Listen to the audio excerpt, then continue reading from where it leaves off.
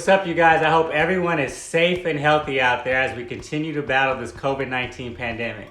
So I was having a conversation with one of my friends the other day, and they were concerned about their finances due to having their hours cut at one of their jobs and being furloughed from their main job at the airport.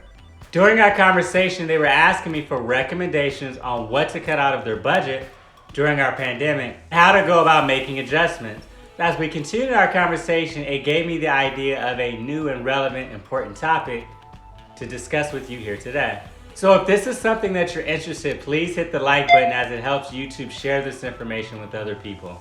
So whether you're one of the more than 22 million people who have lost their jobs, that are unemployed due to the economic fallout from COVID-19, or if you're at home right now, like myself, wondering what's next and reevaluating your finances is essential. For myself, I've been going through this process, and everyone should be thinking about their budget during a pandemic. The truth is, regardless of your employment status right now, your expenses have likely changed in some way during this time.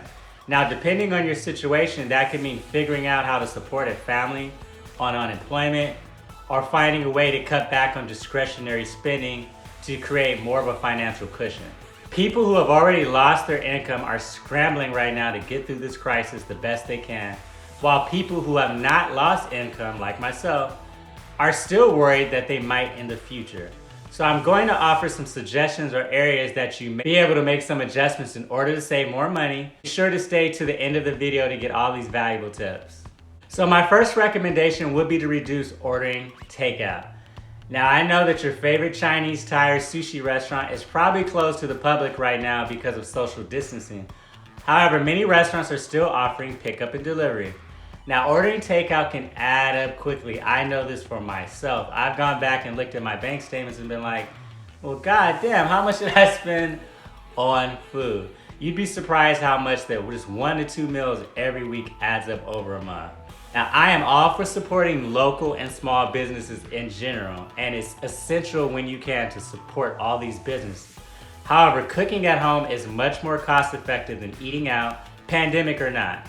So I would recommend that you plan a menu for at least a week and buy what you can from the grocery store.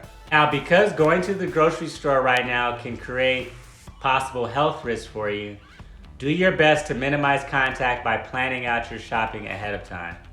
Canceling a gym or studio membership while the facility is closed is another way to save money during this pandemic. Now, some gyms allow refunds or freezing of memberships, while others do not. Other gyms, including popular chains such as Crunch and Blink, they've automatically frozen memberships for locations that have been closed by state mandate. So be sure to contact your gym to make sure you're not being charged if it's closed. Now might also be a great time to try out some online classes through YouTube or Instagram. More than 43 million Americans are paying off student debt, according to a recent study by CNBC. But in response to the economic crisis caused by the pandemic, the federal government passed legislation that allows people with federal loans to hold off payment until September 30th with no additional interest accrual. So, it's not a bad idea to make payments now if you can. So if you can, just go ahead and make those payments because it will allow you to get ahead of your loan.